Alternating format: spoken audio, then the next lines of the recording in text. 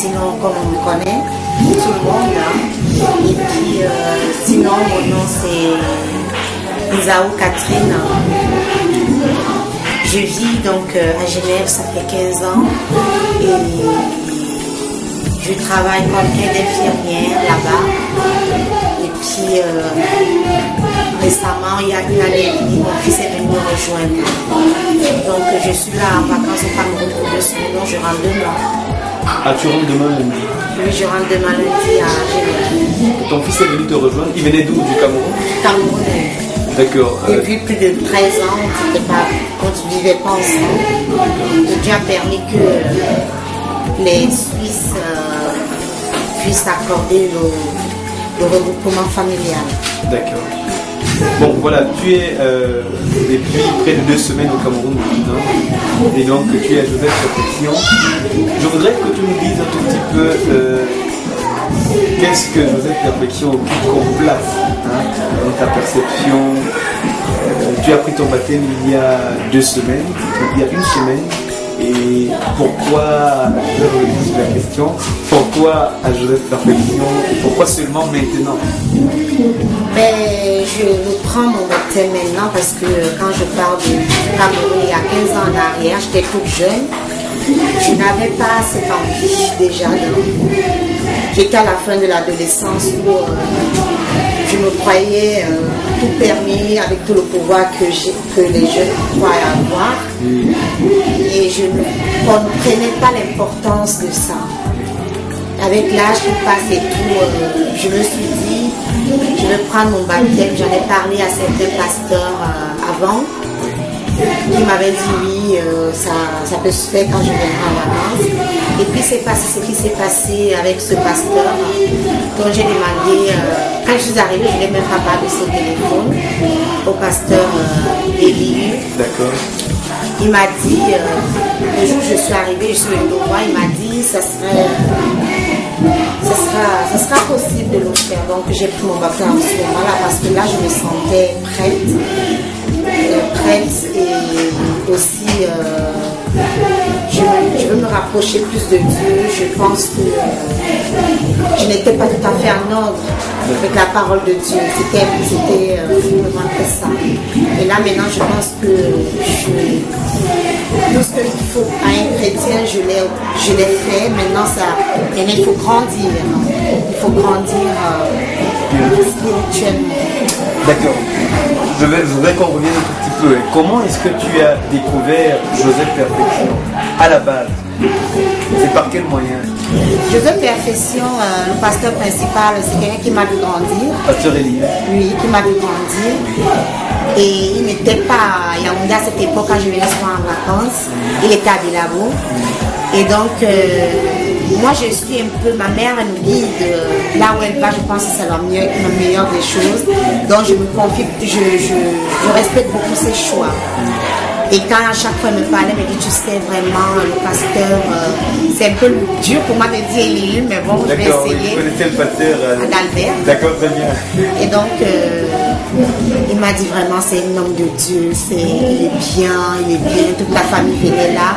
En fait, c'est comme une histoire familiale, sans toutefois être familiale. Parce que Dieu, ce n'est pas la famille. D'accord. Mais pourquoi seulement maintenant et pas avant, alors que vous vous connaissez depuis de longues années? Pourquoi? Seulement maintenant que tu arrives à persévérer sous ce ministère-ci et non, pas avant. J'ai toujours persévéré. Je dis sous ce ministère. J'ai toujours persévéré, j'ai toujours mes idées en ce qui concerne le message et tout. Oui. Mais sauf que là-bas où je vis, je n'ai pas une assemblée où je peux aller. Oui. C'est ça en fait. Je vais chez les pentecôtistes. D'accord. Mais sinon, j'ai mes idées du message, je lis mes brochures quand je les ai, je vais dans le style j'écoute les audios, les prédications du prophète Branham par audio, je peux mettre toute la journée, ça passe et tout. Mais là-bas, j'ai pas une assemblée où je vais souvent. Pourquoi le pasteur Adalbert, ou alors le pasteur élu aujourd'hui et pas avant, pourtant vous connaissez depuis de longues dates? Mais avant, tout simplement parce qu'il n'était pas à Genève. Il n'était pas. Genève, c'est en Suisse, nous sommes au Cameroun. Il n'était pas au Cameroun. Et enfin, il n'était pas à Yaoundé. D'accord, il était loin. Oui. Et puisque maman, elle a eu beaucoup de soucis avec tout ce qui se passe, il y a beaucoup maintenant de faux pasteurs et tout. Donc maintenant, elle persévère chez le pasteur élu. Oui. Et c'est tout à fait normal que moi, je vienne chez le pasteur élu. Je pense que c'est quelqu'un qui a la foi, c'est quelqu'un avec qui quand on parle, on se sent bien, qui parle, qui nous dit ce qu'il faut, pas seulement ce qu'on veut entendre, mais qui nous parle de façon à ce qu'on comprenne vraiment dans quoi on s'embarque. Donc c'est pas une affaire de... C'est pas un jeu, c'est pas... Il nous dit des choses même avec dureté parfois, mais il nous dit les choses de façon vraie, de façon que la parole de Dieu dit. Et voilà, c'est pas... Mais c'est pas une affaire de famille. Non. Tu as très bien dit tout à l'heure. Non. Et donc si c'est parce que maman y allait, ou maman a trouvé que c'est bon, et puis bon, si j'y vais, finalement ça revient apparemment à une affaire de famille. Non, pas forcément, parce que là où je suis là, maman elle connaît bien le milieu. Le milieu par rapport à ça. Ici, les pasteurs, moi, je ne les connais pas forcément. Je peux dire, voilà une église, je vais rentrer, je vais aller me faire baptiser.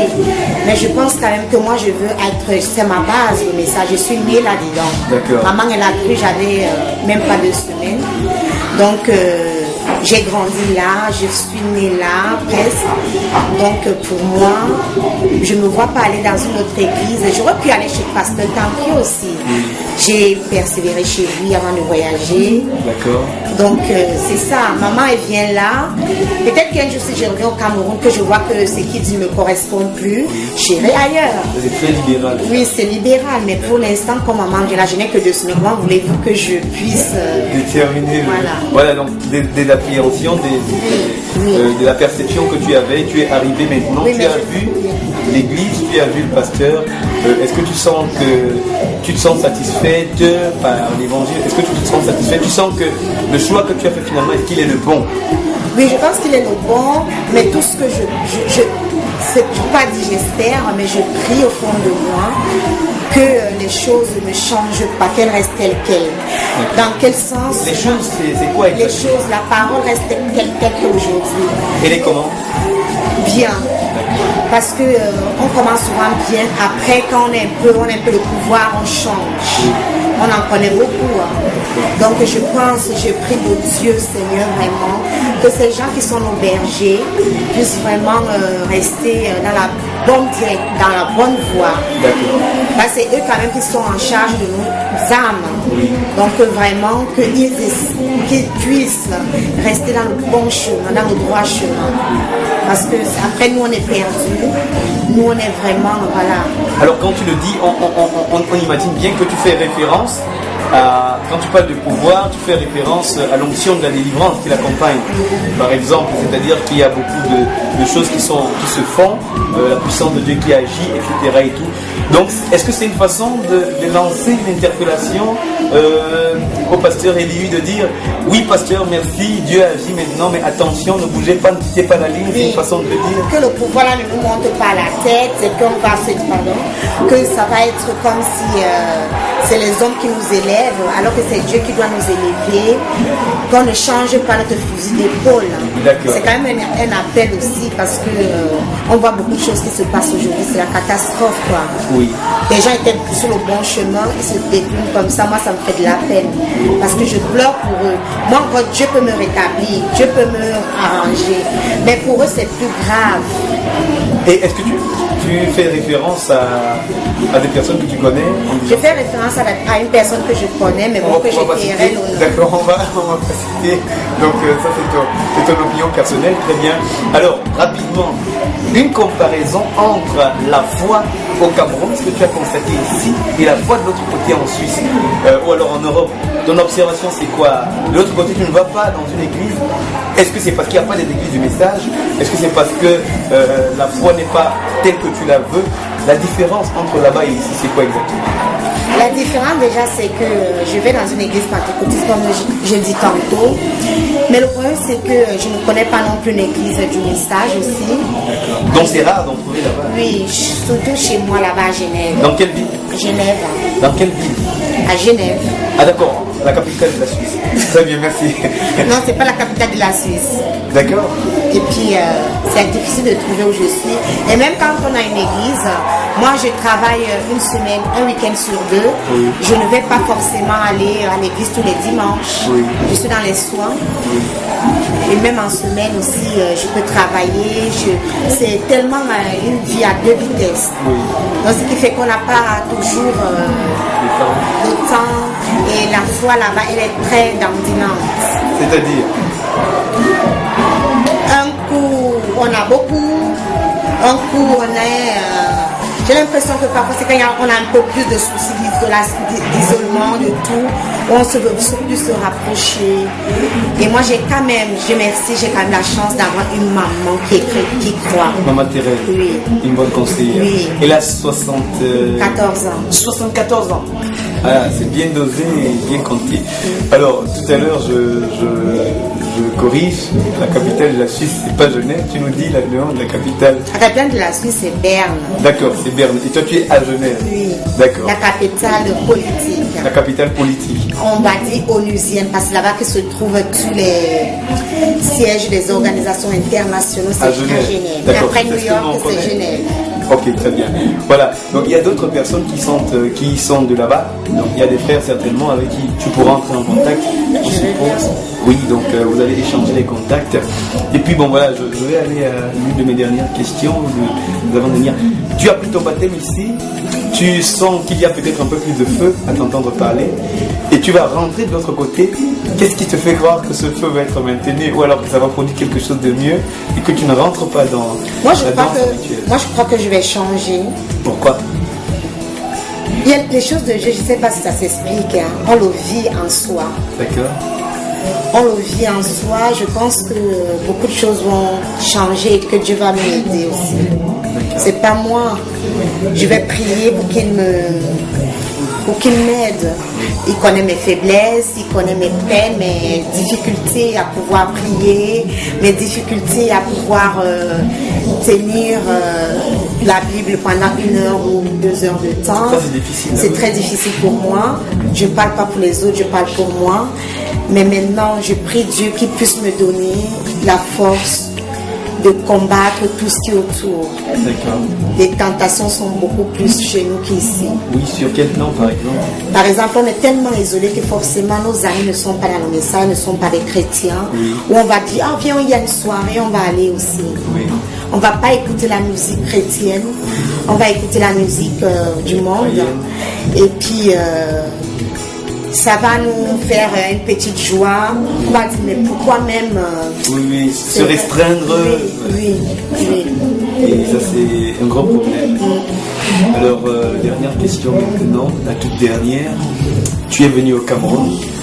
En dehors de tout ce que tu as eu sur le plan familial, sur le plan de tes rapports avec tes anciens amis et tout, qu'est-ce que tu retiens partant du Cameroun pour la Suisse, déjà sur le plan spirituel et pour le reste? Quel est ton sentiment, le sentiment qui t'anime, ce que tu retiens particulièrement? Moi, je n'ai jamais fait d'interview, franchement, je ne sais même pas comment répondre à ça, mais je pense que on est beaucoup plus... vous avez beaucoup plus de foi que nous en Europe. Et ça nous motive, mais à fond. On a les batteries pleines et on a tellement peur. Moi, je commence à pleurer quand je pense que demain, c'est mon dernier jour. Oui. Je me dis, mon Dieu, qui va me soutenir là-bas? Oui. Est-ce que j'aurai la même cadence? Parce que là, tout le monde à la maison, ça chante, les louanges, ça parle de Dieu, il y a toujours quelque chose. Oui. Là-bas, il n'y a rien.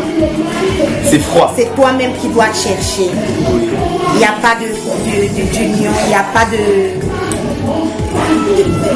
Il n'y a pas de communion. De communion, j'ai pas ça. Et la chaleur humaine, ça manque là-bas. Surtout chrétienne, surtout enfant de Dieu. Oui. Et quel est le message que tu pourrais donc passer à la fois à tes frères africains camerounais de Joseph Perfection. Si on suppose que tu es de l'église, c'est ça, tu as pris ton baptême il y a une semaine. Et puis tes frères de la diaspora aussi, c'est-à-dire d'autres Camerounais ou d'autres Africains, d'autres expatriés qui se retrouvent dans un pays ou ailleurs. Quel est le message, le conseil que tu pourrais leur donner sur la foi? Faut-il venir chercher le feu en Afrique?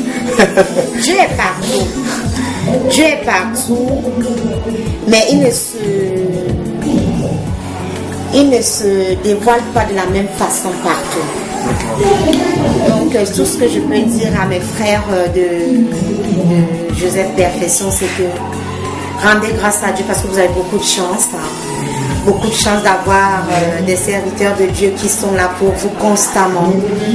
Constamment. Vous n'avez qu'à prendre un taxi, venir le voir, il va prier pour vous. Vous avez des frères, vous avez des sœurs, rendez-vous visite. Ne cherchez pas à détruire les autres. Parce que quand on vient dans la maison de Dieu, c'est pour avoir le même but. C'est d'avoir on a le même objectif. C'est d'accéder à la gloire de Dieu. C'est de, voilà. Vraiment, essayons de